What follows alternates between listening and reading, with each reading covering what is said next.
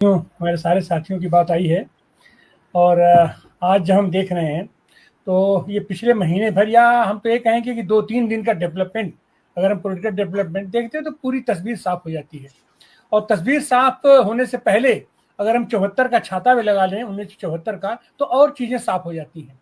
अभी क्या हुआ है, जो हमारे प्रधानमंत्री जी नाला पनाला का भी उद्घाटन करने से नहीं चूकते हैं, बड़ा बड़ा पत्थर लगाने से नहीं चूकते हैं, वो अभी उन्होंने जम्मू कश्मीर की इतनी बड़ी प्रोजेक्ट का उद्घाटन करना था, उसका उन्होंने कार्यक्रम टाल दिया। और टाल के कहाँ गए, तो सीधे गए राष्ट्रपति द्रौपदी मुर्मू के पास। वहां क्या चर्चा किए अभी हमको तो पता नहीं है, लेकिन जाहिर सी बात है कोई विशेष चर्चा हुई होगी। और अभी जिस तरीके से संघ कार्यालय का ये लोग दौड़ लगा रहे हैं और सत्ता का संघर्ष छिड़ा हुआ है, और उसमें जेपी नड्डा साहब के घर पर जितने भी एक गुट विशेष के लोग हैं, अमित शाह के साथ ये लोग बैठक कर रहे हैं, भाई ये मामला हो रहा है। और वहीं पर कल अभी वक्फ बोर्ड की सुनवाई हुई है, और वक्फ बोर्ड में मैंने सुप्रीम कोर्ट की जो टिप्पणी आती है वो तो अलग की बात, उनकी टिप्पणियां तो अपना बहुत बढ़िया बढ़िया आती रही हैं, लेकिन परिणाम क्या हुआ है। लेकिन इस बार ये जो कुछ हम लोग कह रहे हैं कि स्टे मिल गया, ये दरअसल सॉलिसिटर जनरल तुषार मेहता का वक्तव्य है, उनका वक्तव्य है। कोर्ट की तरफ से कोई वो नहीं है कि और उनका ये कहना है कि इस बीच जो है जब तक हमारा हम उसको जो तो अपना अपना जवाब हम दाखिल नहीं करते तब तक ऐसा कुछ नहीं किया जाएगा। तो जब कोर्ट के टिप्पणी का कोई मतलब नहीं है, तो तुषार मेहता के टिप्पणी का उनकी स्वीकारोक्ति का क्या मतलब हो सकता है। और ये सारी बातें हो रही हैं, अगर उसको कानूनी दृष्टि से भी देखा जाए तो हो रहा है कि ये सरकार का जवाब दाखिल होने तक, सरकार का जवाब दाखिल हो जाएगा 7 दिन के अंदर, उसके बाद वो 5 दिन का मौका मिलेगा और अपना भारत है। और तारीख पड़ी है 5 मई। इस बीच का वह जो गैप है, उस बीच क्या हो सकता है, कैसे हो सकता है। और ये अपने सीजीआई साहब का कार्यकाल है 13 मई तक, तो यह पूरा का पूरा पीरियड बहुत ही महत्वपूर्ण पीरियड है कि अगर कोई सड़क पर उतर करके संघर्ष करना भी चाहे। और यह मुद्दा ऐसा है कि अब ये भारतीय जनता पार्टी के पास या एनडीए के पास ये उनका ब्रह्मास्त्र है, और ये भारतीय जनता पार्टी स्पष्ट रूप से देख रही है कि उसके जो सहयोगी दल भी हैं, तात्कालिक रूप से उन लोगों को जबरदस्ती कहिए, प्रलोभन में कहिए, डरा कहिए, धमका कहिए, ये वक्त बिल को पास करा लिया गया।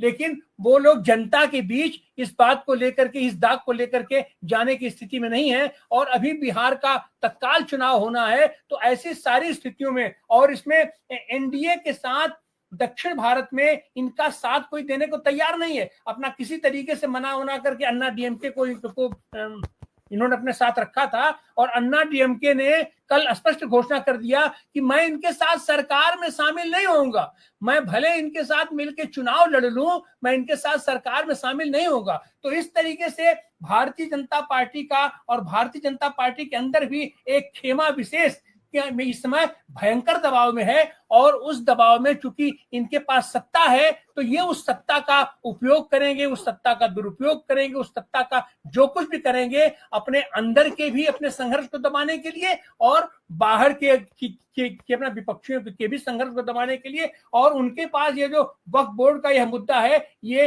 इससे बड़ा मुद्दा उनके पास फिलहाल सांप्रदायिक ध्रुवीकरण का नहीं दिखाई पड़ता है। तो हमको तो आने वाले दिनों में आशावादिता हम लोग चाहे जितना करें, लेकिन कोई भयंकर विस्फोटक स्थिति का आभास हमको हो रहा है। और खासकर उस समय जबकि 1974 का वो हमारे सामने है, और यही भारतीय जनता पार्टी 1974 को, इमरजेंसी को किस तरीके से भुनाती है, किस तरीके से पेश करती है। इसका मतलब है कि आपातकाल के रग रग से परिचित है, और ये बार बार कहती भी है कि अभी तो अघोषित आपातकाल है, घोषित आपातकाल होते कितना देर लगेगा। तो ऐसी हालत में यह जो वक्फ बिल है, ये इसका जो फैसला है, अपना सुप्रीम कोर्ट की इसकी टिप्पणी चाहे जो हो, लेकिन हमको तो लग रहा है कि इस पर निर्णय आने से पहले ही अपने देश को ये मानसिक रूप से तैयार रहना चाहिए, क्योंकि आने वाले दिनों में कुछ भी आने वाले दिनों में इस देश में हो सकता है, जो शायद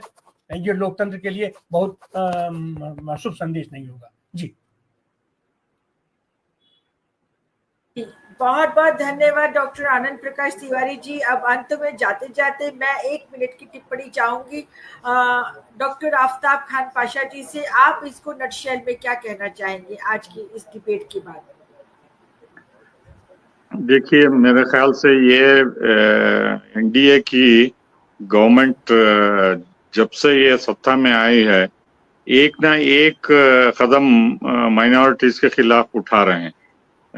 चाहे वो हाल की वक्फ बिल है जिससे कई वक्फ प्रॉपर्टी गवर्नमेंट लेना चाहती है या उनके साथियों को देना चाहती है, और इससे माइनॉरिटीज मुस्लिम समुदाय को एक ना एक तरीके से प्रोवोक करना चाहते हैं। जो सोशल हार्मनी, कम्युनल हार्मनी और जस्टिस को लेके, सोशल जस्टिस को लेकर सोसाइटी में मिलजुल के रहना, पीसफुल कोएग्जिस्टेंस रहना, वो उसको बढ़ावा देने के बगैर ये एनडीए गवर्नमेंट मुसलमानों को एक ना एक तरीके से उनको डरा धमका के उनके हक जो है छीनना चाहती है। चाहे वो काउ स्लॉटर की बिल हो या सीएए की धमकी हो या जम्मू एंड कश्मीर का स्टेटस अबॉलिश करना हो, या कई कदम मैं तवील लिस्ट दे सकता हूं। लेकिन जिस तरीके से प्रधानमंत्री सऊदी अरेबिया या खाड़ी के मुस्लिम देशों को जाते हैं और वहां बड़ा चढ़ा के बोलते हैं कि हम मुसलमानों के भला